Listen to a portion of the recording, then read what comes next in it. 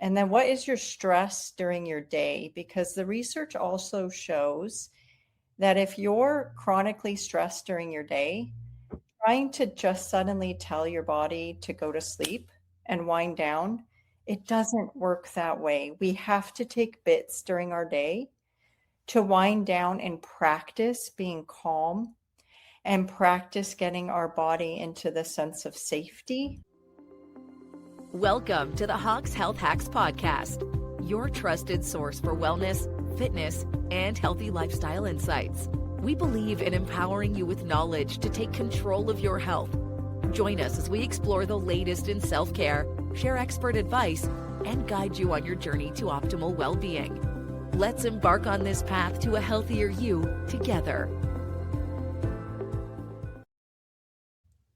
Hi, and welcome to Hawks Health Hacks. So excited to have you here listening or watching today because really this podcast is aimed to giving you small steps for big changes. And that's why we have these hacks for you.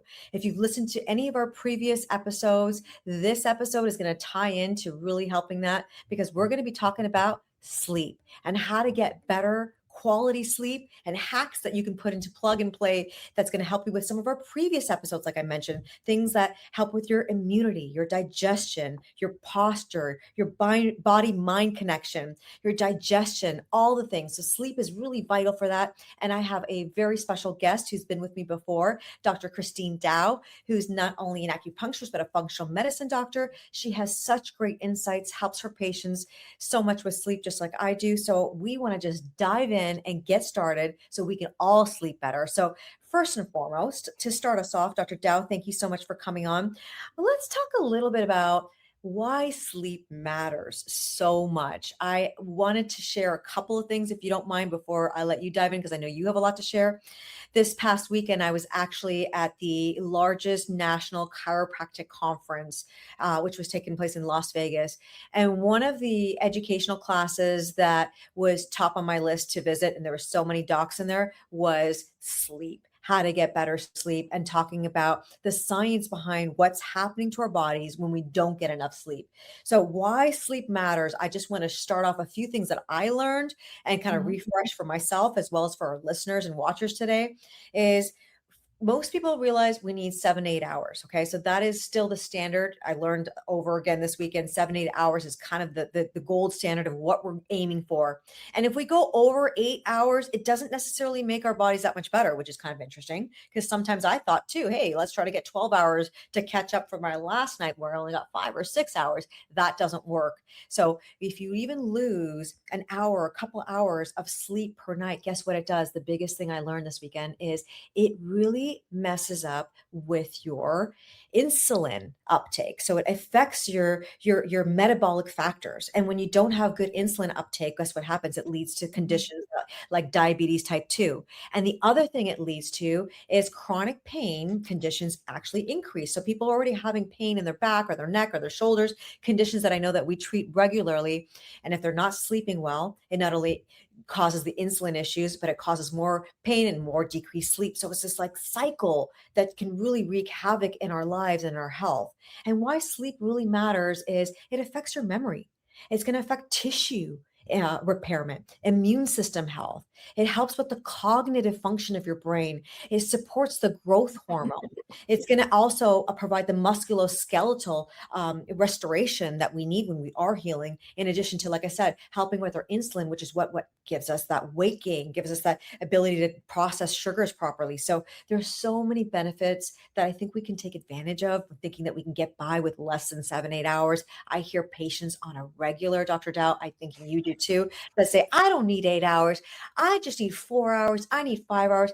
They might be fooling themselves thinking that that's okay. But the science is telling us that we really want to get that 7 to 8 hours of quality sleep in that slow wave sleep cycle, which is the SWS. We think we want REM sleep. That's when we're having the dreams, but we actually want a deeper sleep, which is kind of like our slow wave sleep where we get all that repair, the rejuvenation. So Doc, I don't want to keep going on and on as I can. I'm so powered up from this conference that I was just at learning about sleep. So I'm like that, like, forgive me if I'm like so juiced up, but tell me, what are you feeling or what have I missed that for our listeners, why sleep matters so much?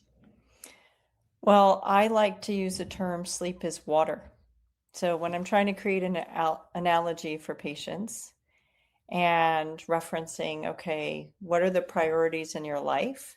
And we all know we tend to be dehydrated, but sleep is equal to water, not food. So, we're talking about the priority, that's how high it is. And so I try and make that analogy really clear that there's nothing more important than nailing down why you might not be sleeping. And yes, the fallacy that, oh, I'm good with 5 to 6. I've always done this all my life. I'm fine. We don't need to talk about that. And I always try and push past it and go, okay, let's dive in. Let's get some data. What tools do you have to concretely, anchor to how much deep sleep, REM sleep, what's your HRV score? So I'm going to get a little technical real quick. Yep. And then what is your stress during your day? Because the research also shows that if you're chronically stressed during your day, trying to just suddenly tell your body to go to sleep and wind down, it doesn't work that way. We have to take bits during our day to wind down and practice being calm and practice getting our body into the sense of safety, another really big area for patients, right? A sense of safety. And if that doesn't happen a few times during the day, that when it comes to nighttime, nothing's changed. You're still on the hamster wheel, so to speak. And then they wonder why that deep sleep score eludes them. The goal is an hour and a half, not a little bit more. And a lot of people sadly are at 35, 45 minutes, and they're like, oh, but that's just who I am. Mhm. No, that's not who you are. Yeah, your body is the science is telling us otherwise. And like, you know, just one of the things that I had mentioned was like the science also says too, like that one poor night of sleep, it disrupts the insulin glucose regulation by 25%. That's a Yep. quarter of the body's ability. So when you're eating, if you don't sleep well, then you have like a bagel in the morning, for example. Oh, Yeah, that then you wonder, "Why am I putting on weight? I'm exercising, I'm doing the things, yep. and things are not working for me."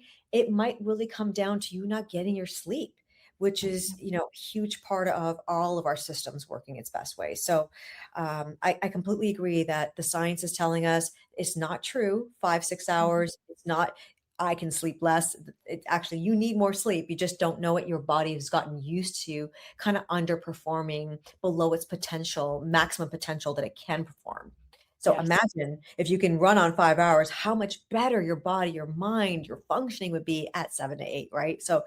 let's talk a little bit about, some of those hacks, things that people can do, how to really improve sleep, because that's really, I think, where we struggle, and what are those causes of things that can create, issues with our sleep. You mentioned stress, Dr. Dow, and I Yep. completely agree. High amounts of chronic stress is definitely going to leak into not being able to sleep well.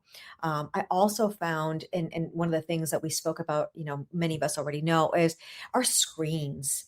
This Yep. light that is emitting to us now constantly from our phones, our devices, right? And then having those devices all the way up until bedtime, Yep. um, is something that also is interrupting our ability, our circadian rhythms to really sleep comfortably. So that's something that I want to kind of put in the forefront because I know it's so hard to get away from our screens these days. Yep. I don't know if you are dealing with that with your patients too, but like we're glued right with our hands from like the moment we wake up to basically right before we go to sleep. And then we wonder, why am I not resting? So that is a big Mhm. problem as well. So I always say to my patients too, is maybe getting away from your device an hour or two, or any kind of screens before you go to bed can really make a difference. Blue light Yes. glasses, things that can help diminish some of the lighting issues that's affecting that circadian rhythm can also maybe be helpful. Um, what about you, Doc? What are you finding as some of the main things that are interrupting our sleep besides stress, our devices, our diets? Diet. I was just going to bring up diet. So, this is a big subject actually for my perimenopause patients, when the sleep cycle gets a little messed up. And our dietary needs are different. So protein needs to go up. And a little tiny bit of carbohydrate before bed actually helps that glucose regulation during sleep. Sure does. So it's not a lot. It's like a quarter of a cup of rice or a quarter a cup of quinoa, to help that go through the night and keep you more stable. And so then on the flip side, though, when you wake, you talked about the bagel. It's 30 to 40 grams of protein within an hour of waking to really help that rhythm and that cortisol response, because a lot of patients have been go, go, go, and their tendency has been, let me grab that cup of coffee before they even eat. And there was a great video that just came around, a doctor talking about you really need to wait 90 minutes to have your caffeine, and you need to get your protein in first. And it really does affect your cortisol, and melatonin rhythm. And so that's really important. Like, when are we putting these foods? And to realize that it's okay to put some carbohydrates at your dinner. A lot of people get scared to put it there. And that's actually a good thing to do when you're in perimenopause, and then really front load that protein in the morning and get yourself going, get yourself fueled. And that makes sense because, but it also matters, and I'm sure you'll agree with me on this, Dr. Dow, that it's the type of carbs. I mean, when you're saying having some carbs at the dinner, we're talking about healthy carbs, whether, it's Yeah. carbs from your vegetables, your potato, or maybe real like rice, things like that are natural, right? Lentils, things. Those are good, healthy carbs. We're not talking have a donut with your dinner, right? Like No. that's so just in case, when we say carbs, sometimes we need to like differentiate what are the healthy carbs, because there are carbs that are really serving your body that you need, that are healthy. I think that sometimes some of my patients think going carb free is the way to really serve their health, but I don't really agree. And the science is showing that we need all the macronutrients, which are the proteins, the fats, and the carbohydrates for us to survive and be at our best, of course. So I totally agree. You mentioned something about nighttime too, maybe having something like quinoa. I've also, had learned that sometimes even things like tart cherries, a handful of tart cherries, maybe even a banana, some walnuts. Those are some healthy foods before bedtime, an hour before bedtime, the good snacks that might also aid in helping you sleep better, through the night too. So I'm sure you've kind of picked up on those kind of foods too, Dr. Dow. Yes, yes. I mean, if you pair those walnuts with a half a banana, you really got a powerhouse right there. So, I mean, I talk a lot about pairing.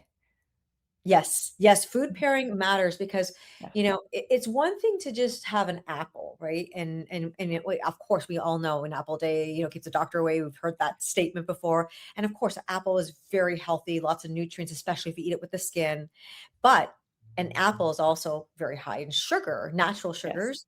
But if and it can boost, your sugar levels, your blood sugar levels pretty quickly. However, if you ate an apple with some walnuts, with some protein, healthy protein, that can actually counteract that sugar surge in the body to calm it down and balance it so you're not getting that insulin surge and affecting kind of things that will maybe impact your weight, impact your metabolism. Obviously, the insulin levels affect diabetes, things like that. So there is a food pairing. We can maybe do a podcast on that in the future, which might really be beneficial, because I don't think a lot of people realize how certain foods together can actually be more beneficial and also even help with uptake of nutrients. There's Yes. so much there, right? Yes, Yep. definitely. So something that Yeah. we can talk about, but yes, protein maybe with the carb can help, and fat can balance that out. If you have an issue already as a type 2 diabetic, or maybe you're pre-diabetic, that might be something to do with a healthy carb, is add that protein and fat in there. Yeah. Tell me a little bit about what you may say to your patients, because I know I say a lot of things and I'm sure we're on the same page, but I'm sure you have some different things that I don't even know. But, some hacks, things to build consistency for patients that don't sleep well. Yes. I have quite a few. One of them was, you mentioned the screen. Mhm. So really getting the phone removed there. Dr. Hyman actually had a fantastic podcast on this subject, and the person he was interviewing, I don't remember, but he spoke about how it was really important to actually get your phone as far away from you as you can and get a traditional alarm clock. And I think that's really important, because I even saw it in myself. The tendency that if you wake up in the middle of the night or you're feeling a lot of thoughts to go to bed, you want to just numb out, and the phone really just feels too easy, Mhm. frankly. to jump on and try and numb out so you can fall asleep. And what we really need to do is get it far away from us. We need to go back to how we used to go to bed, read a book, do a short meditation. I have a lot of patients doing really well with musical meditations or brown noise. Brown Yeah. noise actually was shown to help with deep sleep scores. So that was really interesting. Yeah. So your routine at night, I talk with patients a lot about what does that look like, all the way from we just talked about dinner, right? And then preparation for bed. Many women do well with a bath or a shower. It's just really calming and provides that safety again. Mhm. If you don't feel safe to sleep, your body won't get into that deep, slow rhythm you just talked about. And many people are feeling so frantic with their to-do list that they don't frankly feel safe, even though they're not in danger. It's Very just you, right? You Yeah. can't relax. Sometimes, like, it's like I'm thinking about what I have to do the next day. And, sometimes I've actually did this for myself, and I share this with patients, is if stuff's on your mind before you go to bed, have a notepad, write it down, get it out of your mind, write your to-dos for the next day or what you might like think you're going to forget. And then now you're done with it, set it aside so that your mind can go into relaxation and kind of, obviously into sleep. I just wanted to ask you one thing about, for our listeners, what's the difference between white noise and brown noise? If you can explain, what does brown noise mean? It's just a slightly different, I would call it almost like a frequency. Okay. You know how we're learning about these different hertz and how Yes. they can affect our state of calm and healing? And we're learning so much about red light therapy. And then you've Yes. got PEMF mats and you've got infrared. This Yep. is similar to that. Okay. And so it seems to really hit the body in a different way and help with that deep sleep score. And it's not across the board. Like, so I really want to say hacking your sleep is extremely personalized. And what works for one person doesn't work for the other. And it's really, like you said, you got out that journal and talk about your to-do list. I really recommend journaling what turned the knob even a tiny bit, and then go to the next thing. Don't try and do 5 changes at once I agree. for your sleep. Okay. Take them one at a time, notate what worked, what didn't work. Another thing we talk about is, if you have a racing mind, maybe GABA, not gabapentin, but a little low dose of GABA. I talk about melatonin. Melatonin is something that's really misunderstood. It's overdosed there at Costco. I really start people at 0.5 Yep. milligrams and work really slowly every couple days up to a max of 3 grams. So that's something I talk about too, because melatonin's easy to grab at your CVS, and then they grab a 10 milligram and they wonder why they're wide awake and it's not helping. Well, now it's a stimulant. So, again, bit by bit, finding what your stress is. And I'm going to go back to what's your day look like Yeah. and start hacking your day and finding ways to reduce that stress. Yeah, definitely. And, I also often do this myself, of course, but recommend to patients who are having trouble sleeping is I think it's very helpful to have like a bedtime routine that you Yep. set.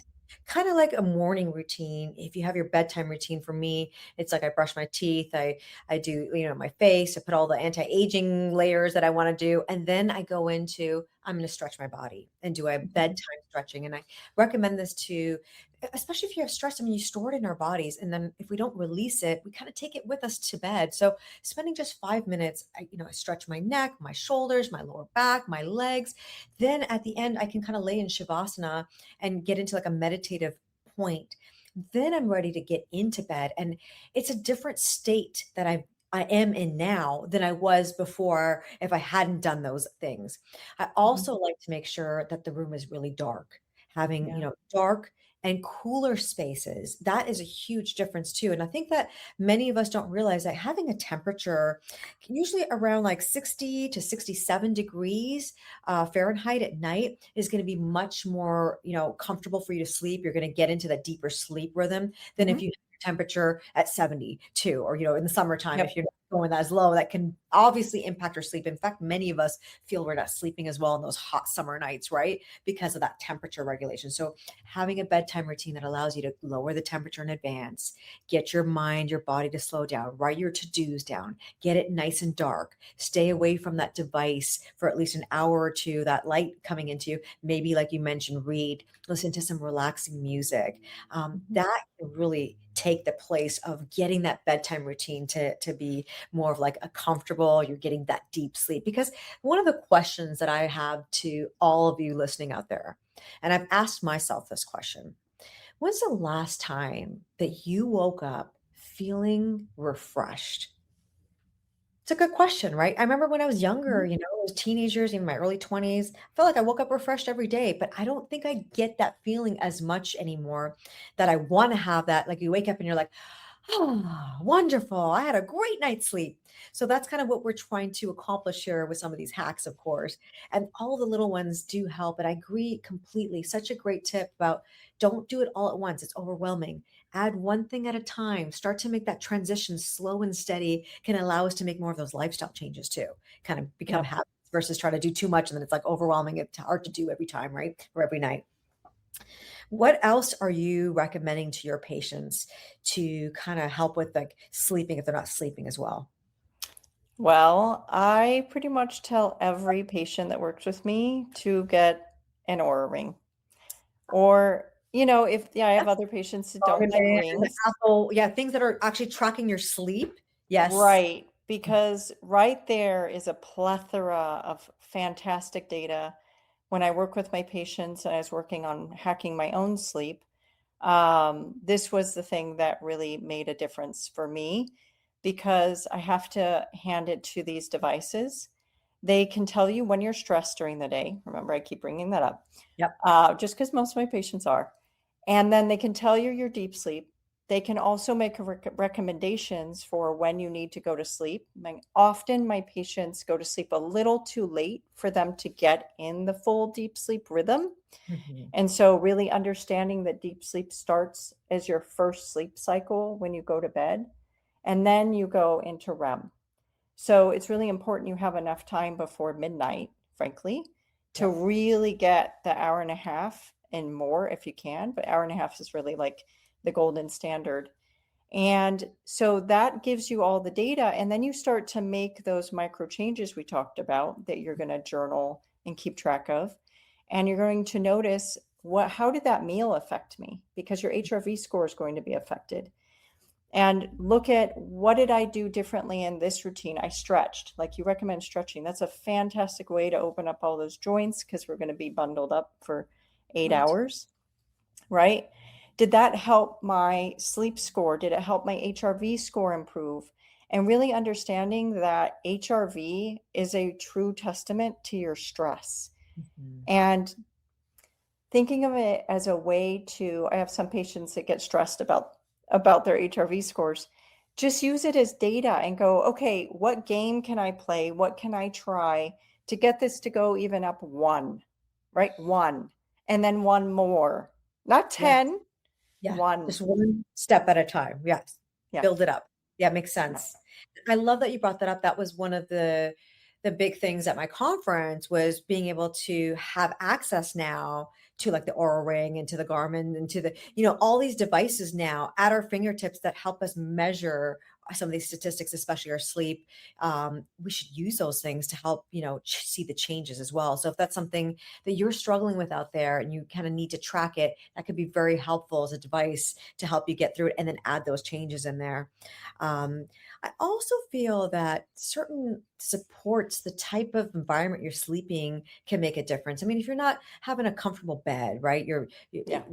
And I know that this has happened to my own mattress over years. You see the divot of where you've been sleeping, and if your mattress is 10 plus years old and you're sleeping in that divot, and then you're waking up with aches and pains throughout the night, well, maybe it's time to get a new mattress. A firm mattress is always what a firm mattress you can handle, as firm as you can handle, is always better for your spine. A proper pillow that actually Mhm. supports the posture, the curve of your neck, based on the position you sleep in. And most people, we want to be sleeping on your back or your side, but if you're sleeping on your stomach, that's also something that can infect your sleep, affect your joints.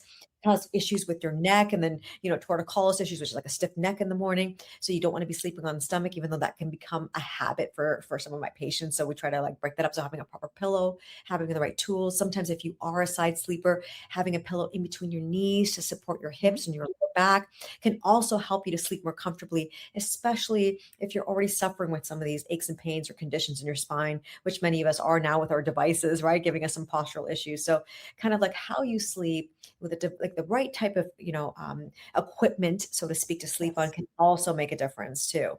Yeah, I mean, they've even seen that the color of your wall will Mm, really affect how you feel to go to sleep. So if you're in a room and you're not feeling really happy with it, really honestly, spruce it up. Make it feel like your beautiful space that you want to snuggle into. It's important. The colors are important.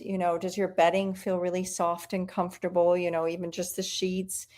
These are things that we're textile and tactile people, and definitely. so it matters. The other thing I was going to bring up is for my sleep apnea patients, I really recommend a wedge, and it can make a really significant difference. Not a short one, a very long one that goes all the way to the Yep. hip. We're basically propped up a little bit in the top. Yeah, Yeah.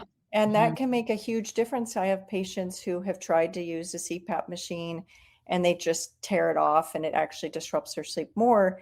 And then they went on to a wedge pillow, they retested and they were in the clear and good. And so, just that tiny modification like you're talking about can be really helpful for patients with sleep apnea. Definitely. It's such a great point. And I've even had patients use the wedge if they have a lot of heartburn and digestive Yes. issues. That can also be helpful for them to like not have the acidity come up or them laying like vertically flat, like or excuse me, horizontally. That can also, kind of minimize some of that. I love that idea. The other thing I've told patients is if you're having chronic issues in sleeping, sometimes your daytime habits can also impact that. Meaning, how late do you have caffeine in the day? I think Yep. that's something we forget, like a cup of coffee or iced tea or an energy drink after maybe 3, 4 o'clock, that can really interrupt your sleep later. So if we're having troubles with sleeping, maybe keep your caffeine just to like before noon. Try to maybe minimize that a little bit because, as we continue to drink more caffeine, it does start to affect our biochemistry and definitely our sleep. And eating heavy meals is another thing. Because sometimes I know patients, sometimes they eat like 8, 9 o'clock and they're going to bed like almost right afterwards. They're wondering why they're not sleeping. I would say try to give yourself a couple of hours to digest your food before you sleep if you can. Maybe a light snack, like we discussed, like a banana, some of those things to help you sleep could be okay an hour before bed. But, a heavy meal with like maybe a big steak and potatoes and red wine, like you may not want to do that and try to get your rest. You won't be sleeping as well. And alcohol is actually Yep. something that I want to touch on because I know that the sugar and alcohol can also impact your sleep cycle. For some of my patients, they think that having a glass of wine can help them sleep better, but what they don't realize is they might help them fall asleep, but it actually interrupts their deep sleep cycles and it wakes them up because that sugar can kind of like, energize them or jolt them in the middle of the night and they're actually not getting deep quality sleep. So it actually causes interruption with your sleep if you're doing too much alcohol later in the day as well. I'm sure you probably have something to say about that too, Dr. Christine. I do. It's actually one of the things that we take out is, yeah, and it's a tough conversation, frankly. Um, Society definitely has you believe that you need that glass to wind down. It's very marketed that Yes. way. And frankly, it's a wind up. So, like you said, it does really spike the glucose during the sleep cycle. It impacts the liver's ability to do its cleansing cycle while you're sleeping. There's nothing positive about alcohol before you sleep, and at nighttime. I mean, we try and limit the alcohol when we're working together. And if you're going to do it, I would say in the afternoon actually would be better Yeah, than putting it at dinner. definitely. So I agree with you 100% that it's not the down No. regulator that people think it is. It's more of the wind up. And so Yeah. that's what I say. Yeah. It might wind you down at first, kind of like making you think it's winding you down, but then actually, like you said, it boosts you back up. What it I is they're numbed. Yes. And I think that's a really important conversation. If you're needing wine to numb out the noise of the chaos of your day and the noise of your feelings of what's going on, that needs to be looked at, and it needs to have a conversation within yourself and with your doctors so that they can help you figure out other tools that help with winding down. You talked about stretching. There was another study that showed people who have a history of trauma that if they do some somatic work, like even particular hugs, Mhm. this is a very somatic type hug where you grab under your armpit, can really relieve that trauma response and calm the noise. And then Mhm. there's really great hacks I've had patients start doing, which is working with the vagus nerve. And you rub your ear in a particular way. And we do this with acupuncture. We use needles at the vagus nerve is right here. Yep. And that also helps with that noise. I'm going to call it just noise stimulation of our emotions, our mind, our body, and allows us then to go to sleep easier. I love that. I think that you touched on something that, I had no plan on us talking about, but it is so it's so heavy on how much it impacts us, and that is processing our feelings, being able to deal Yes. with that, and not numbing ourselves and our feelings to, food, substances, all the things, whether you're a smoker, you're drinking wine, you're eating more junk food to numb your feelings, numb your stress. And stress is a feeling. I have been working on my own on addressing feeling my feelings and knowing that my feelings are not facts. They're just that, they're feelings. I try to remind myself that they're clouds. They're going to pass, they're momentary, but it's still necessary to have them, feel them. Because if I try to shove not feeling what I need to feel, it builds up and then I will be numbing myself and not realizing that it starts to layer into a chronic issue where you're really not processing your emotions and feelings. And in order to move past your feelings, you need to feel them, is what I've learned. Yes. So that, yeah, working with a health professional, someone who can help you do that can be very powerful. There's so many tools out there, podcasts that can help you with that. But I'm so glad that you brought that up because that's a very key component on sleep and our functioning overall for our bodies as our mental, emotional health impacts our physical. So such a good point. Another thing that I wanted to touch on a little bit is, some of the hacks and tips for people who might fall asleep, but then I know our bodies can wake us up. We have to use the restroom. Sometimes you're just used to, waking up at 2 or 3 in the morning, thinking about your stress and not being able to go back to sleep. So you might be Mhm. able to fall asleep, but then you wake up and then you're like struggling and you're rolling around in bed. And that is absolutely frustrating. I know it's happened to probably all of us at some point or another. So some of the tips that maybe we can bring to our listeners on that. One thing that I have done on a regular basis, because one is sometimes my bladder wakes me up. You maybe have gone, to have more water before you went to bed. You didn't use a restroom right before you went to bed, which is always a good thing to do. And perhaps your body wakes you up regularly at 3 in the morning, 4 in the morning to urinate. One of the things I tell my patients is your bladder is a muscle and it is something you can control through your mind. And even though it sounds like, you have to go and your body's waking you up, one trick or tip that I mentioned to my patients on that is if your bladder or something's waking you up throughout the night and it's the same time, is to, for 3 nights in a row, it usually takes only 3 nights typically, is to ignore it. So you're going to have to kind of force yourself to go back to sleep. And what you'll do is you'll strengthen the sphincter muscles, the detressor muscles that kind of, keep your bladder closed so that your body now no longer wakes you up. So it's just a habit that you have to break. Typically 3 nights of trying to fight it is all it takes for you not to have to wake up anymore. But you have to trust that. Just fight it for a few nights. But if you don't fight it for the first night, it's not going to be as easy to fight the second or the third night and kind of break that habit. So that's something I don't know if you've mentioned to your patients about it, but it can be controlled. You do control your muscles. You don't have to let it control you, right? Your mind can control it if you can kind of get yourself, focused on that. And then practice some breathing. If you're not sleeping well at night, it's not a bladder thing. It's not going, but maybe it's your mind.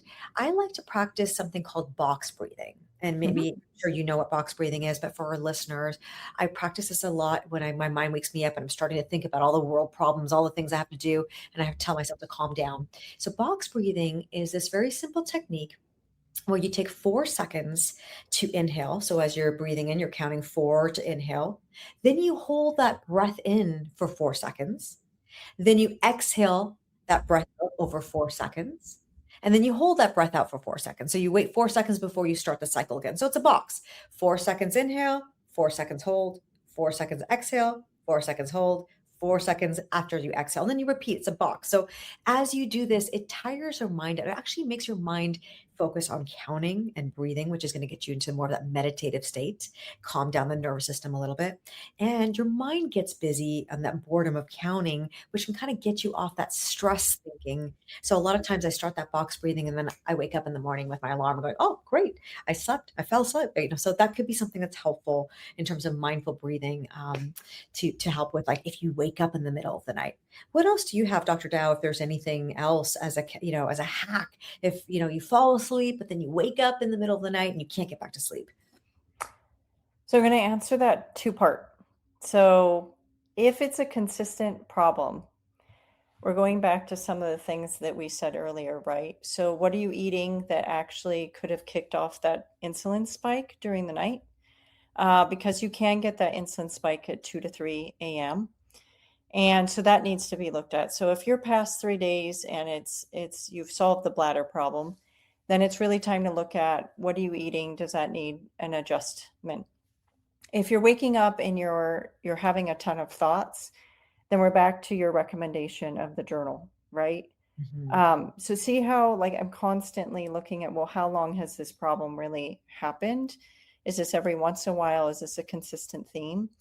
And then if it is something that you need a tool during the night to get back to sleep, I really like sounds, meditations. I personally use a hypnosis. So I love Mind Valley. It's one of my favorite education tools. So I'm just give them a little spotlight. But there's a gentleman who does hypnosis for sleep, and it just really, takes your mind off. So there can be different things. People also like sound bowl. Mhm. So you can go on YouTube and you can listen to the sound bowl. Other people love prayer. It's really up to the person and what helps them get Yeah. out of their mind, like you just talked about, Yep. right? And get into some other state. And so I really work with the patient to figure out what their preferences are and try different things. And again, journal what works and take it bit by bit. Definitely. And actually, another one that I think is also very soothing, at least for myself, is water, listening to like rain, Mhm. ocean sounds, thunderstorm, like that sort of, like, yeah, the fluidity of the water can really be calming to our nervous system as well. Um, and also, someone who's not sleeping well at night and they're not getting their rest and they're waking up, naps can also help us as well, Yep. of course, it's not going to be the same as getting a full night, 7, 8 hours, but if you're not getting that full sleep, there are benefits to keeping, naps 20 to 30 minutes. We don't want to, early in the afternoon if needed, to kind of give you a pickup, helps to kind of re-regulate. And then also, movement. I sometimes think that that is a missed piece of this equation of sleeping better, is having healthy movement in the morning hours during the day, getting some exercise in, even if it's just 10 minutes where your heart rate is increased and your body's moving and your blood is starting to circulate more. That can really boost our sleep later. And if you are a person who exercises and aren't sleeping well, if you're maybe exercising right before you go to bed, you may want to switch that to earlier in the day so it doesn't like jolt up your energy, and then try to sleep. You might want you be a better sleeper trying to do that, in the morning half hours or the half part of the day before 6 p.m. or something like that to get a better rest at night. But having healthy movement, healthy mindset, healthy eating, hydration, those are all key components to not only just being healthy, but getting healthier sleep, regular sound sleep that will really rejuvenate and provide that wellness factor for your body and that refreshed feeling that we all want to wake up feeling, right? Like you woke up and you're like, ah, that's what I'm looking for every morning for sure. Yeah, I think you brought up a good point that I wanted to hit on is that um, I do a lot of testing of the adrenal glands. It's one of my foundations of our practice. And in that, you can see the cortisol rhythm. And if Yes. your cortisol rhythm is off, I have many patients now are actually way too low. And so what we need to do is we talked about that dark room. Here's the minus of the dark room. if you aren't able to get the sunlight into your eyelids, the studies show concretely that that is a way that our cortisol wakes up. And so Yeah. cortisol actually increases as the length of time sunlight is hitting our eyelids and our eyeballs. And so one of the things I have patients do if they're having trouble sleeping is sit in front of the window for 20 minutes with maybe a warm glass of water with a little bit of lemon, Yes. or if they can go for a nice walk. It doesn't have to be strenuous, out there in the morning sun. And again, 10 minutes is really beneficial. So you're right. That's one of my recommendations. And then I just wanted to hit up a little bit on America really loves, or Americans love to over exercise. We got kind of two facets. We got the under exercisers and we got the over exercisers, and that's a stress. And what they've found with research is that that also stresses your body and increases cortisol really high. And so that can be disrupting your sleep, not just the timing, but how you're exercising. And we're back to that HRV score. Yeah. So you use that HRV score to see if you're over exercising. Did it tank after exercise or did it rise? And that can tell you maybe you need to shift the type of exercise that you're doing. Definitely. So yeah, That's a great point. And in fact, I think, one of the doctors was hitting on that on the weekend with movement, and you're having issues sometimes. Shorter bursts, high intensity interval training might be a better form of exercise. Maybe we're Yes. doing more yoga as a form of like stretching and strengthening, to get things going. So such a great point to, the type of exercise. And over exercise could be an issue. I could possibly be guilty of that myself at moments because it's such a stress reliever for me to like get it out. But then yes, it could like really cause issues for you as well. Too much of anything, I think, can be bad. Even the good things that we think are, oh, we can't get enough of this. No, you can even drown yourself by drinking too much water, actually, right? Like Yes. too much of anything good could be actually really not the healthiest thing for you. And I agree with you completely. I did want to mention that. I'm so glad you brought that up, that having that dark, cold room is important, but also to reset your circadian rhythms within the first 30 minutes upon rising. I recommend get your eyes in sunlight, natural sunlight. Even if you're looking out the window, you go outside for a few minutes, have your morning like hot water with the lemon on the porch, get that sunlight, fresh air in. It actually makes you feel that much better too. Oh yeah. There's a huge correlation of just and sunlight as well. I mean, it gives us our natural vitamin D, which is a huge proponent for us to be healthy as well. So there's so many multitude of like, even though we might worry about too much sun exposure, put your sunscreen on, get some sunshine, especially earlier in the morning. The sun is not as sharp in terms of the UV rays to affect you. Right. So it's actually better to be out there, before noon and get, 20 minutes, 10 minutes of some sunshine could be huge. Even in the car, getting some Yep. sunshine on your way to the office or your work or where you're going to the gym can really be helpful. Like I said, within the first 30 minutes upon waking up. So such great points here. Doc, I'm so glad that we got to talk about this because I'm gaining benefit. I'm always looking to sleep better. So having, Too. those tools at our fingertips, we can track our sleep with these devices. We have lifestyle things that we can do to help ourselves sleep better, winding down better, things that we can do to help our minds, devices, the way to use our devices or, even the glasses, like I said, can help those blue light glasses kind of like minimize some of that exposure. And so before we wrap up, not to rush us, is there any other tips or health hacks that we haven't gone over for our listeners today? I think we hit on most of them, but I guess I would say take it slow, be gentle, loving, kind with yourself. Leave the frustration. I know it's frustrating and irritating, and try and be as loving as kind to yourself through this process, and you will get there. I love that. I completely agree.